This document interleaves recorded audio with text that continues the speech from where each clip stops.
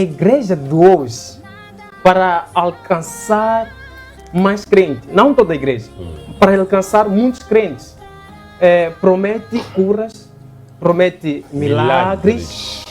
Pastor Narciso, nós estamos a resumir o Evangelho de Cristo Jesus em milagres e curas. É muito interessante. Permita-me, irmãos, primeiro acrescentar no que o apóstolo estava a dizer na questão de quem pode operar milagres. Biblicamente, todo aquele que crê. De acordo com a Bíblia, não há restrição. Quem opera milagres não são os apóstolos, não são os profetas, não são os bispos, não são os papas. Quem opera milagre é aquele que acredita. Esse é o princípio bíblico. Quem crê pode operar milagres. Basta crer em Jesus Cristo.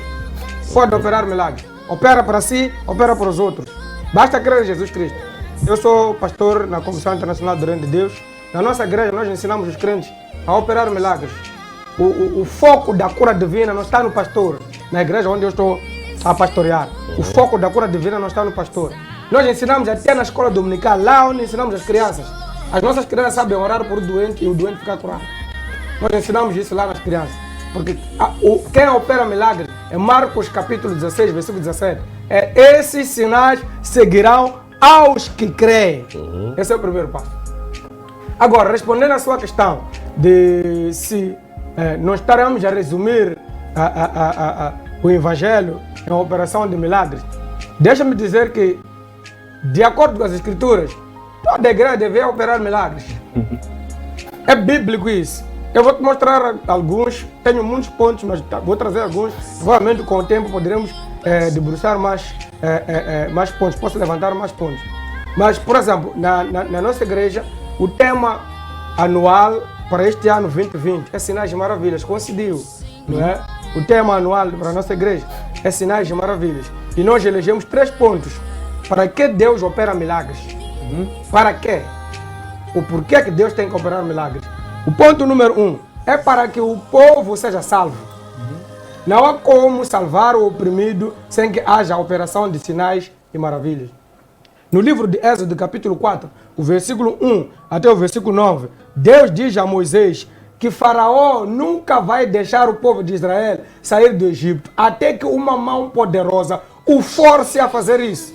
E como é que Deus fez para forçar Faraó a deixar Israel sair do Egito?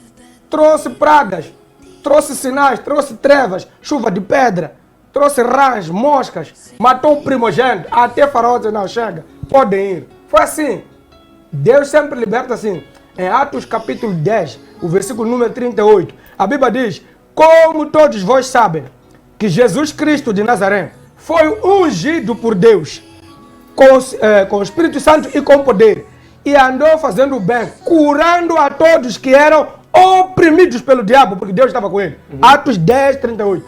Então, não há como trazer cura e libertar o povo sem que haja operação de milagres. Satanás nunca vai deixar... A Bíblia diz ainda em Lucas, né? Diz assim, o valente guarda bem a sua casa e a sua casa está em segurança até que venha um outro maior do que ele. Esse maior, quando chega, faz o quê? Amara-o, primeiro luta com ele, amora-o, desarma, depois o despoja, tira o que tem. Então não há como você tirar um oprimido das garras de Satanás sem operar milagres, não há como. Esse é o primeiro. O segundo ponto, porque que, aliás, até porque Deus dá os sinais a Moisés exatamente por causa disso. Ele diz que eu te dou a vara, Moisés já tira a vara se transforma em cobra, Moisés mete a mão na camisa, a mão sai leprosa, e Moisés transforma a água do Nilo em sangue. Esses são os sinais para que o povo fosse salvo. Vemos também no livro de João, capítulo 10, o versículo 37 e 38. Jesus Cristo diz assim, se vocês não podem acreditar no que eu digo, então creia que o Pai me enviou através das obras que eu opero. Então, nós vemos que os sinais, as curas, são também forma de fazer libertar o povo, são forma também de fazer o povo, o incrédulo, crer. O incrédulo só crê quando vê também. Sim, pastor, o pastor tocou vários pontos. Um dos pontos tem a ver com as pragas que houve em Egito. Falou de Moisés. Pastor, no antigo pacto, Deus, como forma de o povo acreditar que este aqui é meu homem ungido, trazer os sinais milagrosos. Será que milagres é para salvação ou é uma forma de demonstrar que este aqui é homem de Deus ou não? Será que milagres salvam? Porque há uma passagem bíblica, ou melhor, Cristo disse o seguinte: é chegado o momento de trazer a minha palavra. E quando Cristo falou isso, as pessoas que o seguiam, por causa de milagres, curas, não seguiram mais. Explique melhor essa posição. São dois aspectos diferentes. Ninguém é salvo por milagres. A salvação é pela fé em Cristo Jesus. Sim. A salvação é pela fé em Cristo Jesus. Os sinais servem para libertar o oprimido, foi o que eu disse. Dois, os sinais servem para que o incrédulo possa crer. Por exemplo, estava a falar da questão de por que no Antigo Testamento Deus usava sinais e milagres para comprovar que Ele é quem enviou o homem, não é? No Novo Testamento é a mesma coisa. O próprio Jesus Cristo. Como é que Deus provou que enviou Jesus? Com sinais. Vou te provar com as Escrituras. Vamos ver no livro de Atos, capítulo 12. Acho que não é 12. Deixa-me ver. Isso. Atos capítulo 2, versículo 22. Atos dos Apóstolos, capítulo 2, versículo 22. A Bíblia diz: varões israelitas, Jesus Cristo de Nazaré, varão aprovado por Deus entre vocês, por meio de milagres, prodígios e curas entre vocês, sinais que Deus operou por ele no meio de vós, como vocês mesmos sabem. Atos 2, 22. Então a Bíblia está a dizer que Deus, o Pai, aprovou Jesus por meio de sinais, prodígios e curas. Então significa o próprio Jesus, para Deus testificar que Ele é que lhe enviou, fez isso. Aliás, o outro versículo que eu citei, quem diz é o próprio Jesus. Se vocês não creem que o meu Pai me enviou, creiam pelo menos pela obra que eu opero. Quem diz isso é o próprio Jesus. Então, o milagre serve para fazer com que o povo creia que este homem é de Deus. Pastor Narciso, a Bíblia diz o seguinte, Mateus capítulo 7, versículo 22. Muitos me dirão naquele dia: Senhor, Senhor, não profetizamos nós em teu nome? E em teu nome não expulsamos demônios? E em teu nome não fizemos muitas maravilhas? Pastor Narciso, hoje em dia há muitos milagres. E em algum momento o falso profeta traz também os sinais milagrosos e as curas. Quando uma pessoa recebe esta cura, este milagre de um falso, não estará a colocar a sua vida em perigo? Se recorda quando perguntou quem pode operar milagres? Lembra da minha resposta? Todo aquele que crê. Sim. Está a perceber, né? Sim. A prova disso é o que acaba de dizer agora. Sim. Que até os falsos operam. Sim. Naturalmente que alguns não operam em nome de Deus, nem usados pelo Espírito Santo. Tem outras finalidades. Logo, isso já mostra, ou melhor, responde à questão que está levantada. Quando uma pessoa está debaixo de uma autoridade espiritual que não é o Espírito de Deus, consequentemente ou automaticamente é um espírito satânico, está debaixo de demônios.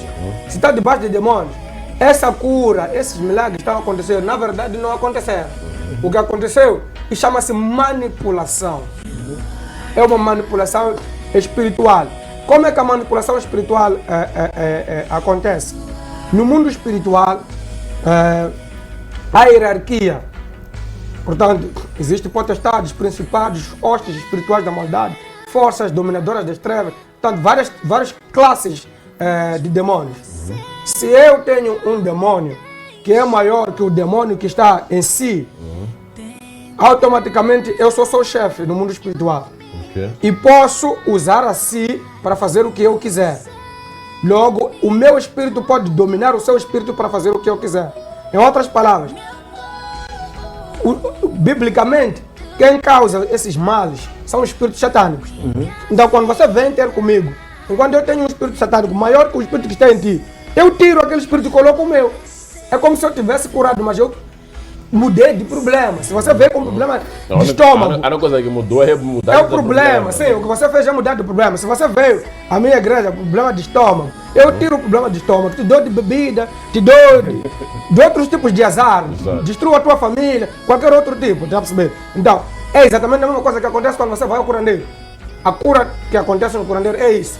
Quando você vai para lá, por exemplo, quando o demônio que está em ti é maior que o demônio que está no curandeiro, o curandeiro te aconselha, isso aqui eu não posso fazer, vai procurar outro sítio. Por quê? Porque quando ele chega lá, aquela comunicação espiritual, aquele demônio que está em ti, que está já procurar solução naquele, quando te diz, eu sou teu chefe. Melhor ver o que você vai fazer aqui. Então ele, como quer dinheiro, vai te manipular e tira o que ele quer, mas te manda embora e te diz, isso aqui procura outro sítio, não vem mais aqui.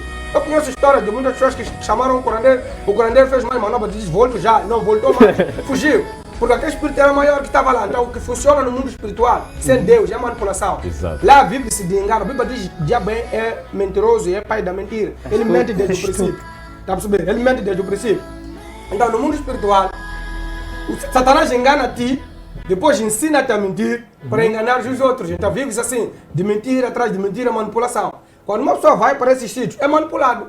Trocam de problema, dão outro problema. É por isso que depois de um tempo não funciona. Ou depois acontece aquela coisa de, se não cumpre o que ele te mandou, ele te amaldiçoa. Está a perceber? Então significa que ele tem domínio sobre você.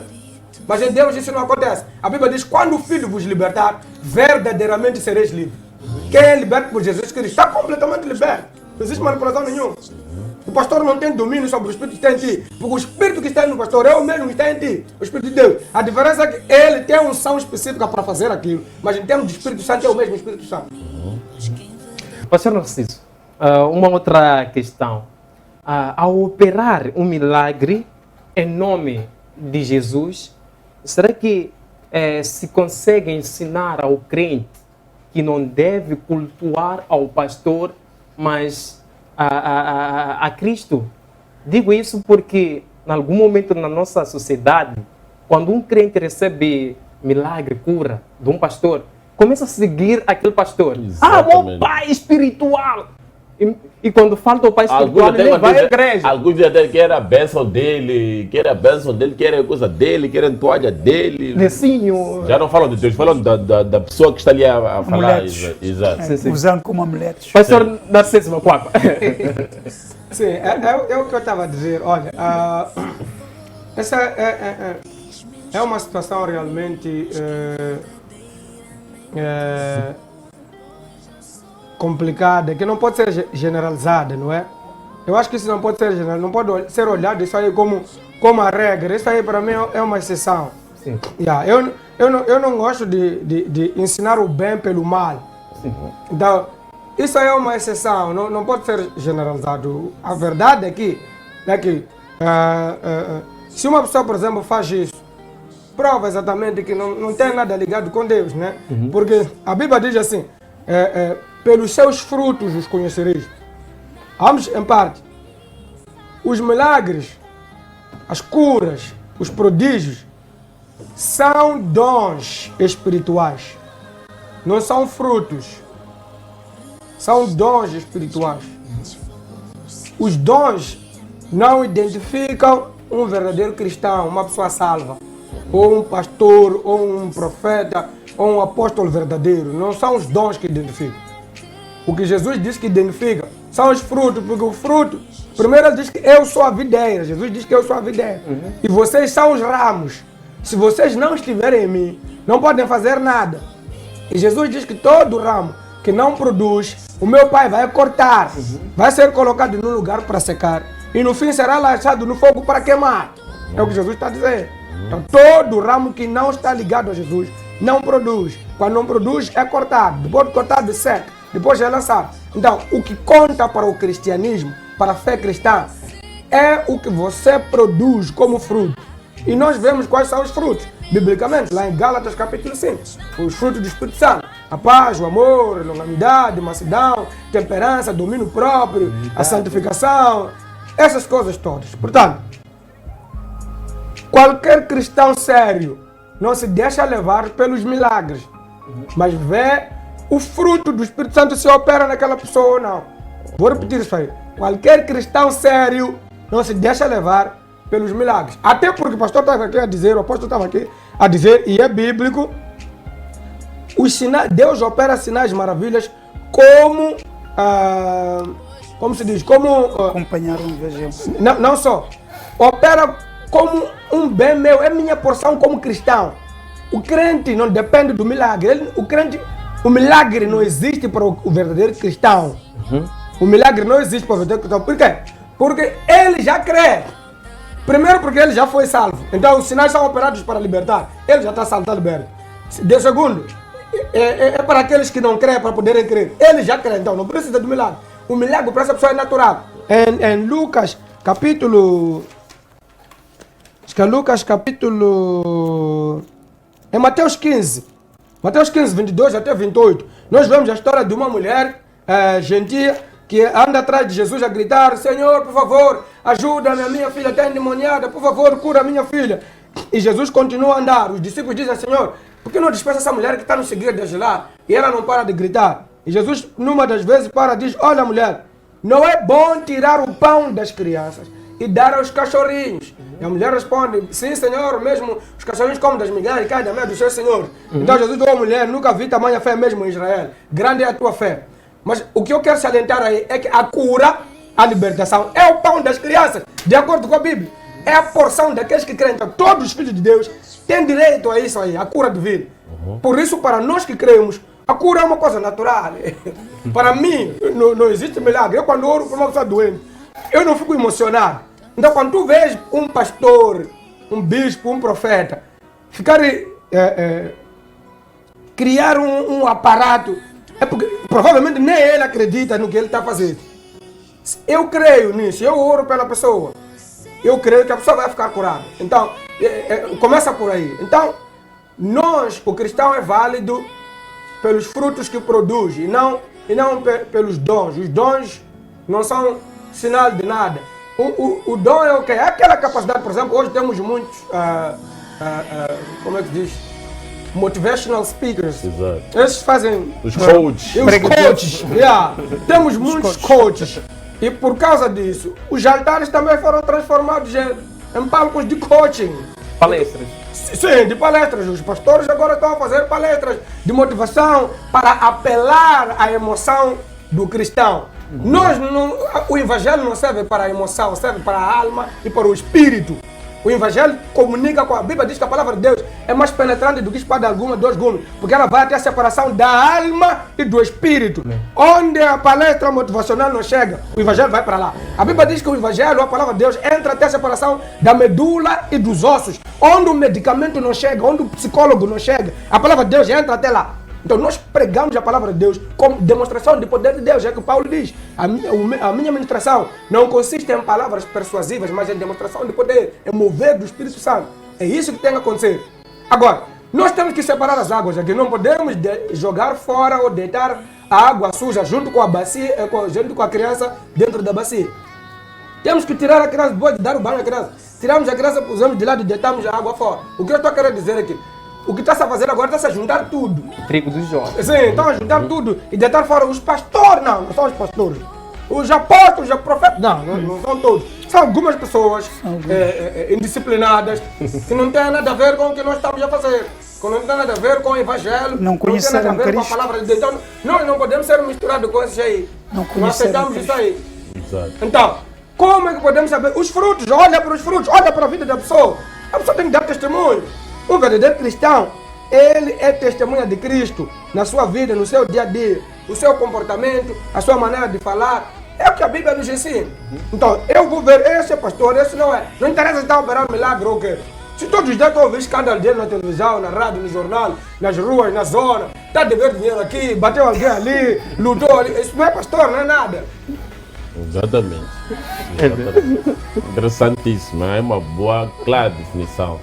O que é ser um homem de Deus? Sim. Que nós estamos a ficar assim atrapalhados às vezes com intitulados Men of God, mas que não tem nada a ver. Então, a sociedade precisa perceber que existem realmente muitos e bons e verdadeiros. E são a maioria, temos de deixar claro isso. Essa é a minha cara. São a maioria. Existem muitos pastores bons, muitos profetas bons, muitos apóstolos bons. A diferença é que eles não se expõem àquilo que estavam a dizer. Nós não fazemos marketing religioso, até porque nós não estamos a vender nada. Estamos a pregar o evangelho para a salvação do povo, daqueles que creem. Então não se vende nada na igreja. Exato. Então, quem faz marketing religioso, como estava a dizer, porque tem alguma coisa realmente para vender. Me lembro disso que os milagres são baseados em algum exercício que tem que ser feito para a parte do requerente do milagre. Do requerente do milagre. Então, aí é que está a diferença. Então, nós não fazemos alaridos. Eu vou te dar milagre, mas você também tem que me dar. Só para ver, respondendo a essa questão, por exemplo, o que a obra de Deus em si fala, quando os milagres acontecem, a própria obra é que vai falar. Não é o pastor que vai fazer publicidade. Jesus Cristo curava pessoas e dizia, não diga a ninguém. É o próprio Jesus que dizia isso aí. Curava alguém e dizia, vai. Não conta o que aconteceu, mas as pessoas contavam. Porque não dá para calar com uma manifestação da obra de Deus. Sim. Nós lemos em Marcos capítulo 1, versículo 28 e versículo 33, que depois de Jesus operar milagres, toda a cidade ia dormir na porta dele, na porta da casa dele. Não foi ele que foi lá, não colocou na porta da casa dele, que aqui opera-se milagre. Não, as pessoas que eram curadas disseram, eu não posso ficar com isso aqui. Eu conheço o meu irmão Massango, tem esse problema. Irmão, vamos para o sítio X. Eu fui ajudado, não paguei nada. Aquele senhor vai orar por ti e vais para casa. É assim como funciona. Agora, esse que quer te vender alguma coisa, nós não respondemos para essas pessoas. São casos à parte, não podemos ser misturados com isso. Pastor Narciso, tenho aqui uma pergunta provocativa. Uma igreja emergente, evangélica, pode se impor na sociedade tendo mais crente, não realizando milagres e curas? Bom, não percebi, pode repetir só para... Uma igreja emergente, as novas igrejas. Será que pode... Se não fizer publicidade de milagres, cura, é possível de se estabelecer? É possível ter mais crentes, não trazendo esses sinais. Porque também parece que isso dizem, ok, são duas coisas. Nós queremos salvação, queremos ver uma coisa acontecer. Os crentes, eu queria ir para uma igreja que as coisas acontecem. São duas coisas aí. Só para a minha percepção. Sim. Se não fizer publicidade dos milagres ou se não operar os milagres? Se não operar os milagres. Porque publicação sempre vai acontecer. Por isso que eu estava a dizer que são duas coisas. Se não operar milagres. Porque as pessoas depois de um milagre começam a dizer, ali naquele sítio ali, calor, que é emoção. Aí é que está. Presta atenção, eu hoje em dia para uma pessoa ir à igreja, primeiro pergunta. Tem que ouvir isso. Milagre na sua igreja? O que aconteceu de extraordinário? É que como estávamos a dizer, o milagre revitaliza a fé, irmãos. Não podem desprezar isso. Não podem falar como se isso aí fosse algo estranho. Isso não é estranho. Paulo diz a Timóteo, em 2 Timóteo, acho que capítulo 2, se não estou errado, capítulo 3, versículo 5, ele diz, afaste-se das pessoas que se dizem de piedade. Piedade quer dizer que se dizem cristãos, mas não acreditam no poder de Deus. É Paulo que está dizendo isso aí. As pessoas que dizem que são crentes, mas não acreditam no poder de Deus, está a crer o quê?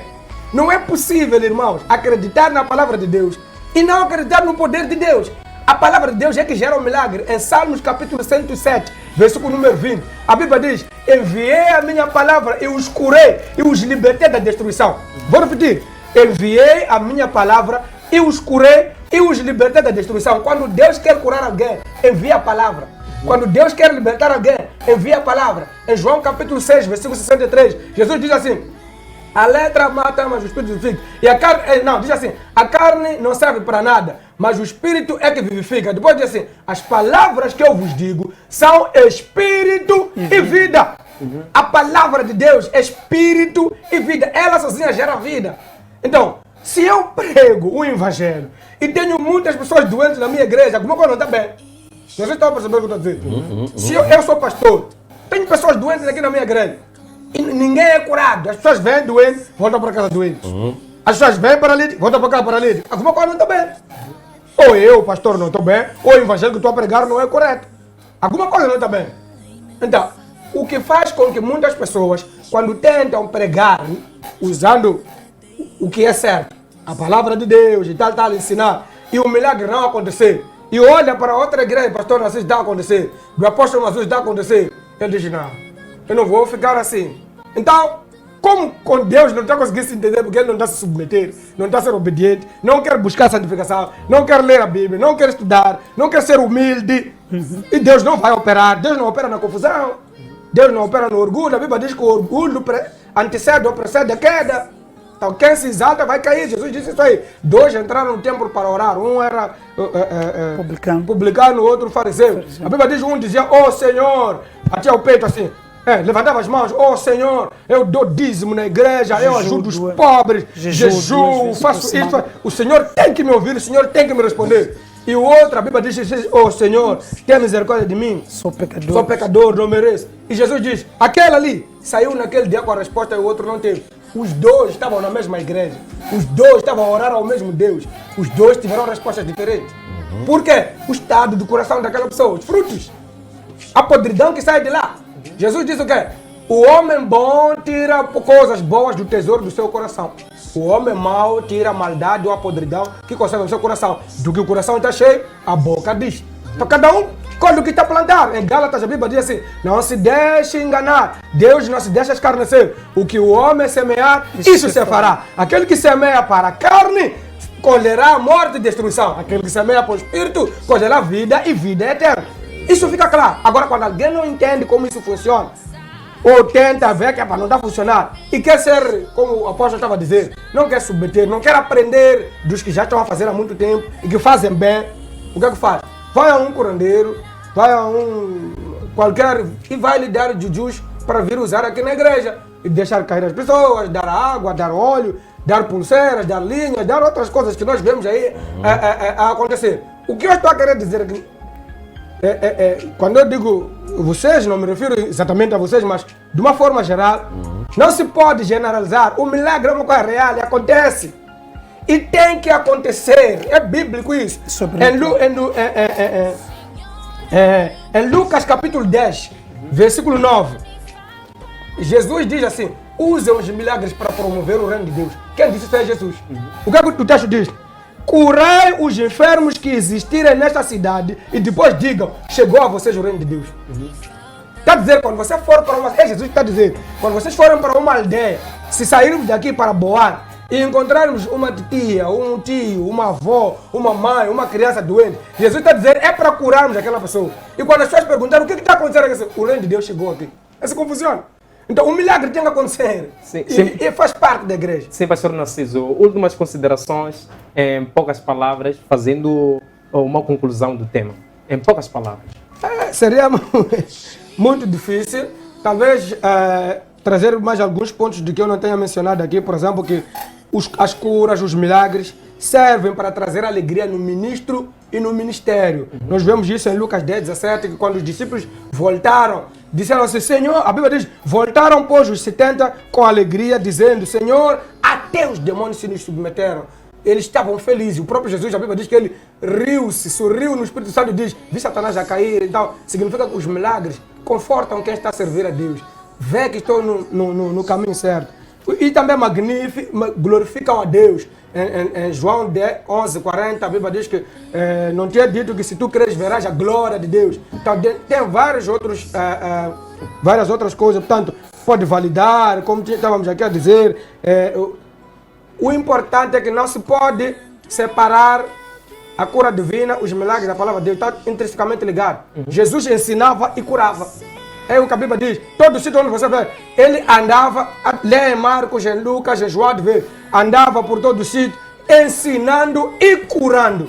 Está tudo junto e sempre não faz encontrar. Jesus ensinando, e curando. Está tudo junto. Então faz parte. O milagre tem que acontecer na igreja. Pastores, o milagre tem que acontecer da forma certa. Vamos ler a Bíblia, vamos buscar a Deus, vamos jejuar, vamos ser humildes. Deus vai operar.